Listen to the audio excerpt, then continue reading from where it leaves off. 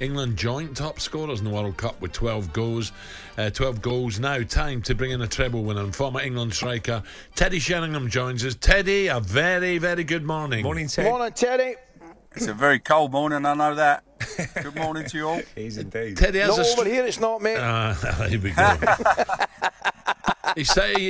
Teddy, Ali told us he cycled to work this morning with a French beret on, some onions round his neck and a stripy T-shirt.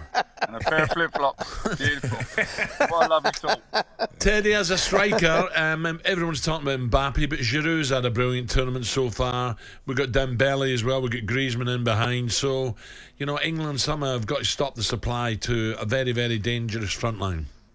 Yeah, they have. I like Kyle Walker was very complimentary about Mbappe yesterday, but he also said that it's not just about stopping one man, it's about stopping France. And I just love the vibe that's coming out of England at the moment, and they understand exactly what they've got to do. So I'm optimistic, to say the least, that we will scrape through against the French. Teddy, how important was Harry Kane getting on the score sheet as well? You know, if you said Iran game and 6-2, how many did Harry get? He didn't get a goal, but now he's got his goal.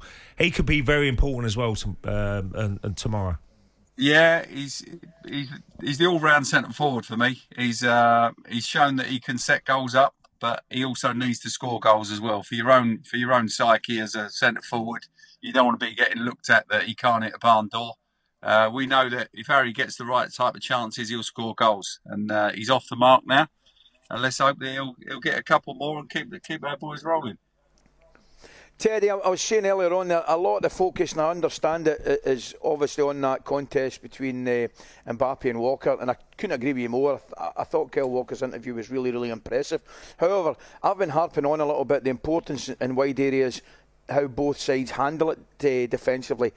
The big one for me, or a big one for me, or just as big on the other side, would be Luke Shaw, to see how he handles Dembele. What do you think?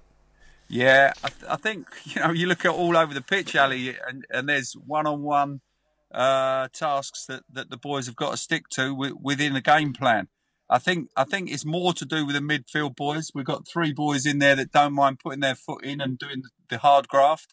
And I think if they stop the supply to Dembele and to Mbappe, as well as trying to control the midfield, then I think they'll be all right. As I just like the setup in our team at the moment, and then once we win the ball, we've got players that, you know, I'm loving Saka even more, and Foden's always been a big favourite of mine. And if they get the supply line to Harry Kane, we know we can score goals as well. So I'm you know, from the manager down to the last player, and plus the subs that can come on as well, I'm very optimistic. Teddy, you're loving Saka at the moment. Do you think it's a tough decision for Gareth to make? Marcus Rashford, who has found his form again, he looks electric, he's enjoying himself, the body language is good again, or does he stick with this youngster Saka, who's been brilliant? Well, I love the fact you still can't really put Rashford as a positional player, can you? He's obviously got a talent, the boy, but he's not really a winger. He's not a number 10. He's not a number 9, but he can score goals, you know. So that's the beauty of having him on the bench, that, you know, chucking him on and scaring the life out of him with his pace, and you know, so, you know, the same with Sterling as well. You can change things up. That's the good thing about the England setup now, that, you know, chucking Grealish on, if we are winning the game, go and retain possession up the last third. There's different options, and real quality options as well, and not just putting people on to cover for the last 20 minutes or so. Yeah. Teddy, I'm sure Gareth's been working on set plays, because you look at the French back line, they are a little bit dodgy for corners, free kicks around the area, good delivery into the box, and you know Harry Maguire and certain players, Harry Kane, they can get on the end of them. So I think set plays could be vital, Ted, in this game. Yeah, without a doubt. I mean, I think they worked out the game against Senegal after half an hour, that they couldn't play. The centre-halves were let to have the ball, so they couldn't play through. So all of a sudden, after half an hour, they started hitting a few long balls, and before you know it, you're in the last third. So they'll look at this game again and say, how can we beat them?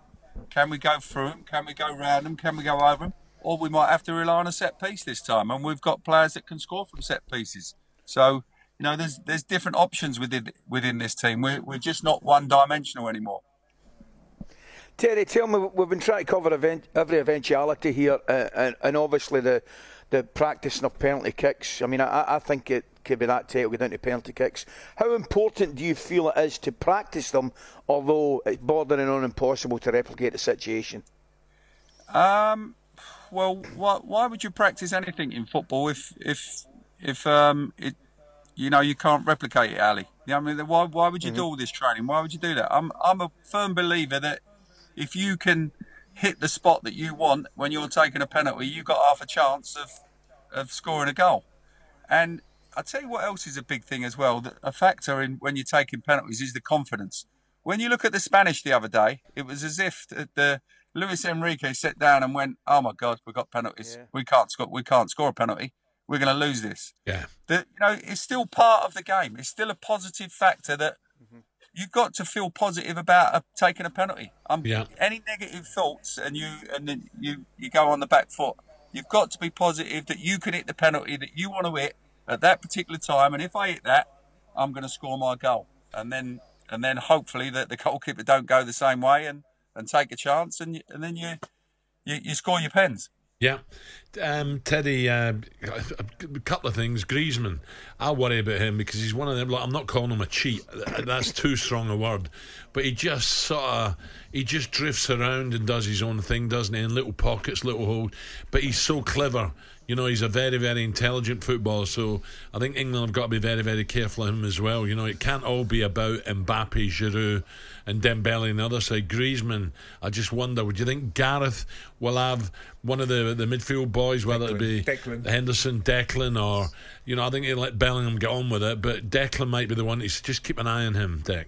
What are you saying? He's a clever cheater? Well, yeah, he is. Yeah. That's a strong word, Ted. But it is a strong word, but that's the way we look at that number 10 that floats about, and it will come into an area. That's when you play that number 10 well, you've got to attract the centre half and the centre midfielder. If I always used to remember when I was playing in there, if I got the centre half and the centre midfield player said, "Yeah, you take him. No, I've got him. Yeah, you get him," and then you're in between players, and before you know it, no one's marking you. That's the problem that you have when you play against a clever number 10, and Griezmann is definitely one of those.